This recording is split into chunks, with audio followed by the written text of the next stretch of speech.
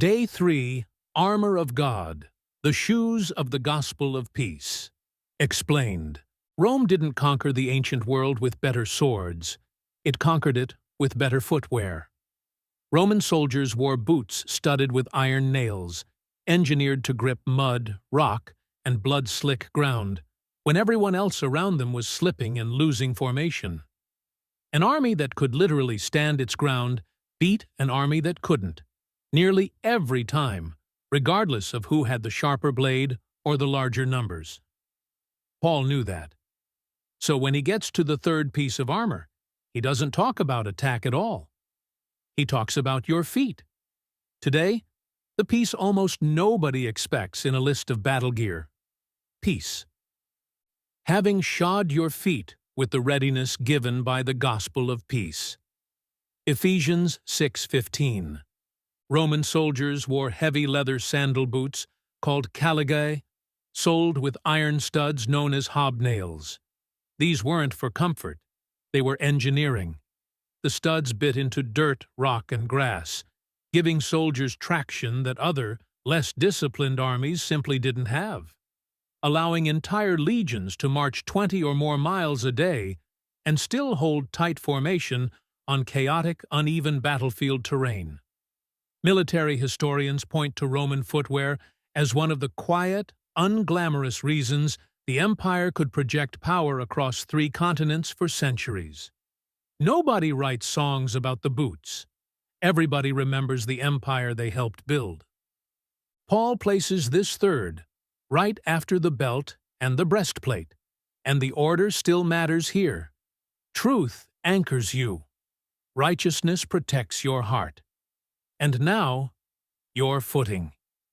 Because none of the rest of the armor matters much if you can't actually stand your ground when real pressure hits. A soldier wearing a flawless breastplate who slips and goes down in the mud is still finished.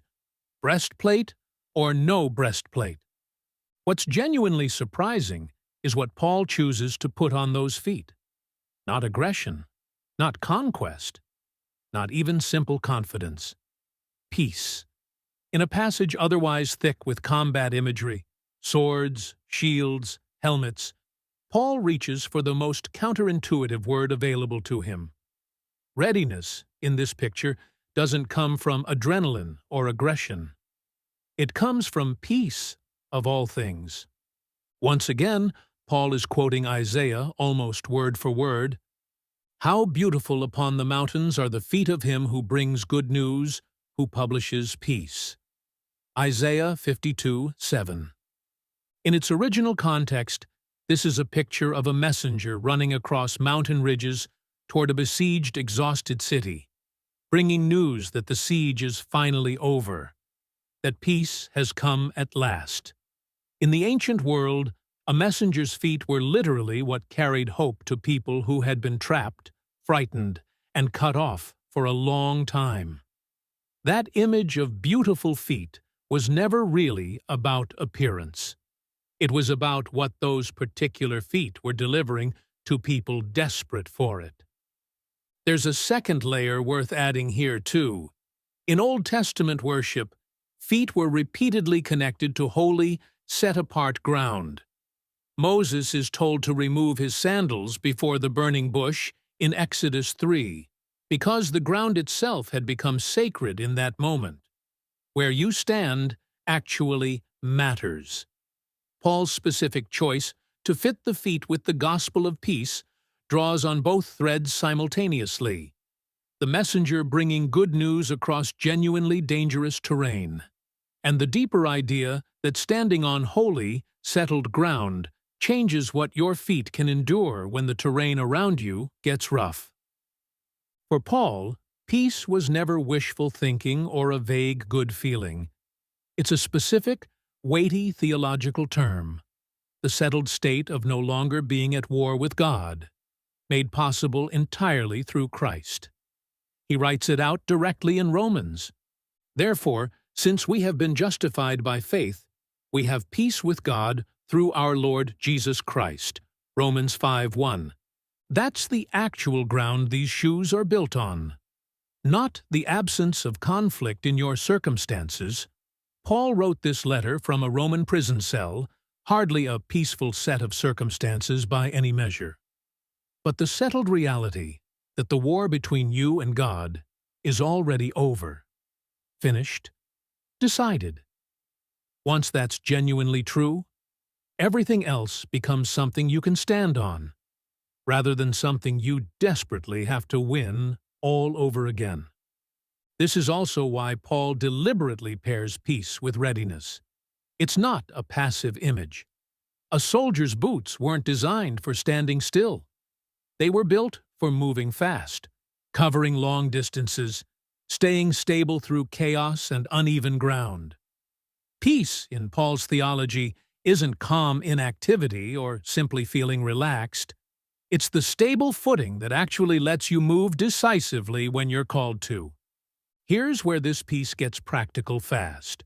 Most instability in a Christian's life doesn't come from a lack of effort on their part. It comes from standing on ground that was never solid to begin with. Trying to find peace in your circumstances, your relationships, your job performance, your reputation among people who barely know you. All of that shifts constantly, sometimes overnight. And if your footing depends on any of it, you will slip the moment it changes, and it will change.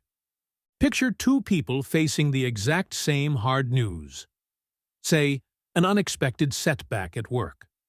One has quietly built their sense of stability entirely on things going well. The other has built it on the settled peace of being right with God, regardless of how work goes. Both feel the sting of the setback, but only one of them is left without footing entirely, because only one of them was standing on ground that depended on the circumstance cooperating in the first place. Wearing the shoes of peace practically means checking, regularly and honestly, what ground you're actually standing on day to day. Is your stability today coming from things happen to be going well right now? Or is it coming from the war between me and God is already settled, completely independent of how today happens to be going? Those two produce entirely different footing. One holds only as long as circumstances cooperate. The other holds on mud, on loose rock, on genuinely uneven ground, because it was never dependent on the terrain underneath it in the first place. There's also a going-out dimension to this that's easy to miss if you only think of these as standing shoes. They're marching shoes too, built for carrying peace to somewhere, not just holding a static position. Practically, that might mean being the person in a tense room who doesn't need to win the argument to feel secure, because their security was never riding on winning it. Or the person who can walk into a genuinely hard conversation with a spouse, a boss, an estranged friend, without needing it to go a particular way in order to remain steady afterward. That's what readiness rooted in real peace actually looks like on an ordinary day, not just in a crisis. Rome didn't win with sharper swords. It won with better footing. And the gospel doesn't ask you to fight from anxious, constantly shifting ground. It gives you settled ground to stand on before the fight even starts. Check your feet before you check your sword. What you're standing on determines whether you can actually hold your position when everything around you turns unstable. That's the shoes of the gospel of peace. Unglamorous, easy to overlook, and absolutely essential for standing your ground when it matters. Next time, we're picking up the piece designed to stop attacks before they ever land. The shield of faith, and the ancient battlefield detail about it that changes how you'll read this passage forever. Subscribe so you don't miss it, and tell me in the comments, what's shaking your footing right now?